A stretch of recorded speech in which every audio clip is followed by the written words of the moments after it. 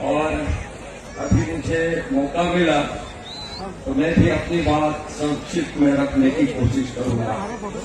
तो पहले तो मैं सब लोग सुस्त है तो एक नारा लगा के फिर अपनी बात शुरू करूंगा। आदिवासी एकता जिंदाबाद, अरे आदिवासी एकता जिंदाबाद। जल जंगल जमीन कोनी छे, जल जंगल जमीन कोनी छे।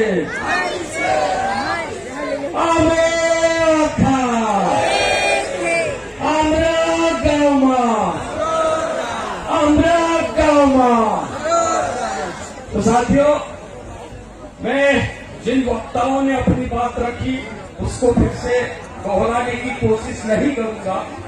मैं जिस प्रकार से कुछ साथी ने वन अधिकार मान्यता कानून, वन कानून और भारतीय वन अधिनियम के बारे में कुछ कहा है, तो मैं उसी को आगे बढ़ाते हुए अपनी बात को रखने की कोशिश करूंगा।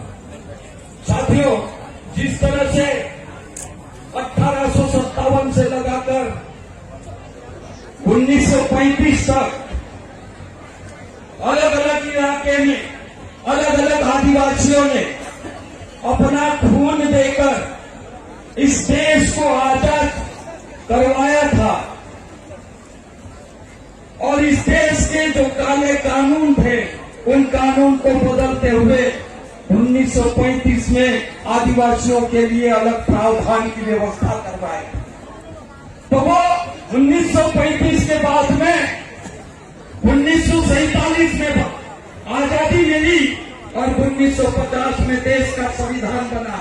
उस संविधान में आदिवासियों के लिए जो अधिकार थे, उसी में वनों के बारे में अगर हम देखेंगे, जंगल में रहने वाले लोगों के बारे में देखेंगे, तो भारत सरकार का 1927 वाला वन अधिनियम के तहत हमको पेट भरने के लिए रोटी खाने की आजादी नहीं थी।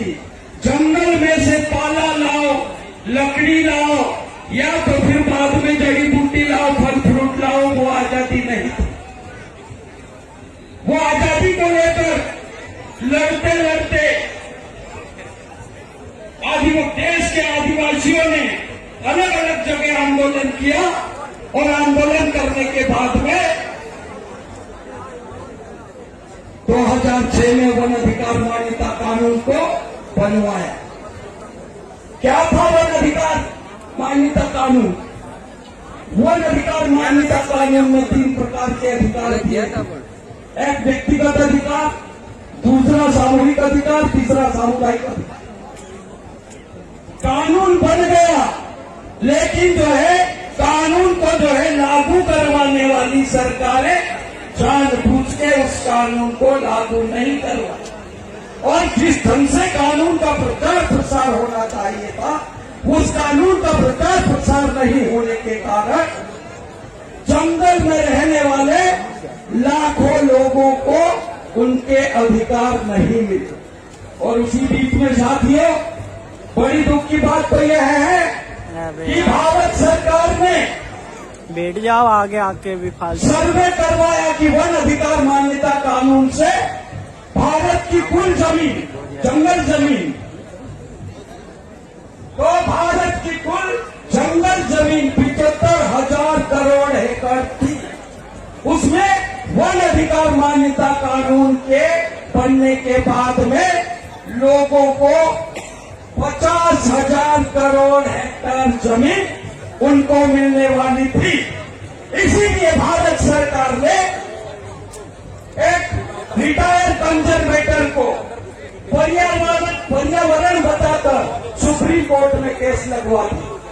और सुप्रीम कोर्ट में केस लगाने के बाद में वो उसका फैसला सन 2000 में आया और 2000 में जो है उस फैसले के तहत 13 लाख परिवारों को जंगल जमीन से बेदखल करने का आदेश सुप्रीम कोर्ट ने दिया।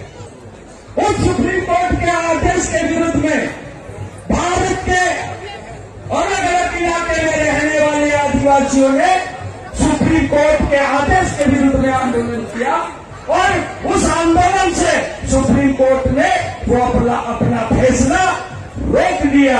अभी वो फैसला जो है लागू नहीं।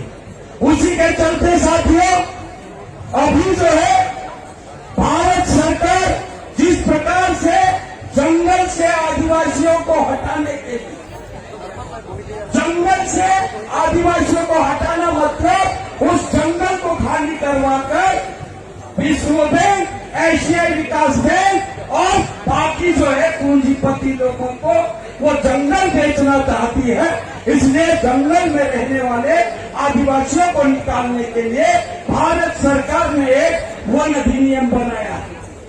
वो वन अधिनियम जिस प्रकार से साथियों कोई भी कानून बनता है तो पहले लोकसभा में बिल रखा जाता है, उस बिल के ऊपर बहस होता है, उसके बाद में वो उस बिल पे उसका प्रस्ताव पास होने के बाद में वो प्रस्ताव को जो है राज्यसभा में रखा जाता है और राज्यसभा में जब उस प्रस्ताव को सर्वसम्मति से पारित किया जाता है तो राष्ट्रपति उसके ऊपर हस्ताक्षर करते हैं तो वो कानून का रूप ले लेता है।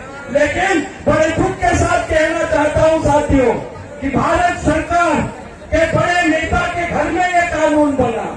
ये कानून इसलिए बना कि ये जो वन अधिकार मान्यता कानून के तहत जो 50,000 करोड़ हेक्टेयर जमीन आदिवासियों को मिलने वाली थी वो आदिवासियों को नहीं मिले, इसलिए ये कानून ला रहे हैं।